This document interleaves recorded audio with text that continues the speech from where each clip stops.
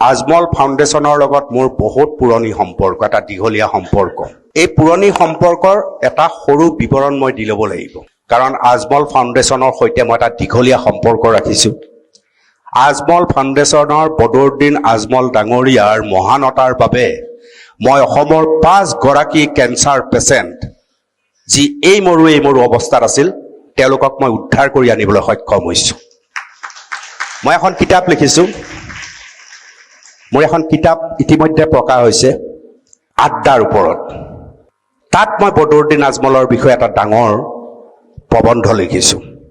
মই বদৰুদ্দিন আজমলক কিয় বেয়া পাওঁ, ভাৱবোধক চিন্তিছোঁ।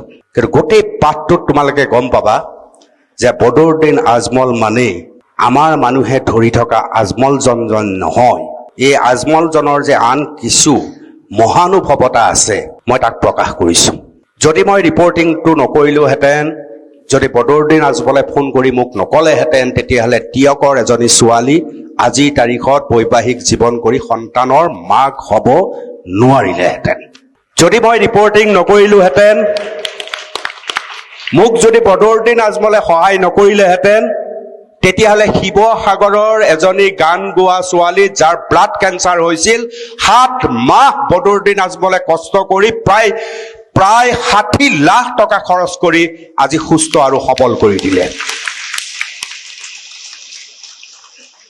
এনেকুৱা অলেখ ঘটনা আমাৰ মাজত আছে। বদৰুদ্দিন আজমল ডাঙৰীয়াই মোক কয় যে গ্ৰামাঞ্চলৰ পৰা এইসকল ল'ৰা ছোৱালী আহিছে আৰু ইহঁতৰ হেঁপাহ আছে কিবা কৰাৰ, বহুত সপোন দেখে। মোৰ ছোৱালীজনী যে পঢ়া শুনা কৰি এদিন যে কেৱল গাঁওখনৰে নহয়, সমগ্ৰ হোজাইৰ সুনাম বঢ়াব পাৰে, আজিও বহু পিতৃ মাতৃয়ে বুজি নাপায়। তাৰ বাবেই আজমল ল কলেজ জন্ম হৈছে, তাৰ বাবেই জন্ম হৈছে। প্ৰাথমিক কথা কিন্তু এইটো, গ্ৰামাঞ্চলৰ ল'ৰা ছোৱালীক এখন প্লেটফৰ্ম দিব লাগে। যোৱা 10 বছৰত যদি মই মন কৰোঁ, সাংঘাতিক পৰিৱৰ্তন হৈছে ইয়াৰ।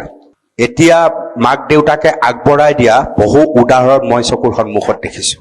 গতিকে মই ভাবোঁ যে গ্ৰামাঞ্চলৰ ছোৱালীয়ে কৰিব নোৱাৰা কাম একো নাই। অন্ততঃ চহৰৰ ছোৱালীতকৈ গ্ৰামাঞ্চলৰ ছোৱালীৰ ভয় কম, আত্মবিশ্বাস সাংঘাতিক, কৃতজ্ঞতাবোধ সাংঘাতিক, শুভেচ্ছা দিব জানে, আৰু যি আছে তাক সন্মুখত জুবিন গাৰ্গৰ দৰে কৈ দিব পাৰে। হয়নে নহয়?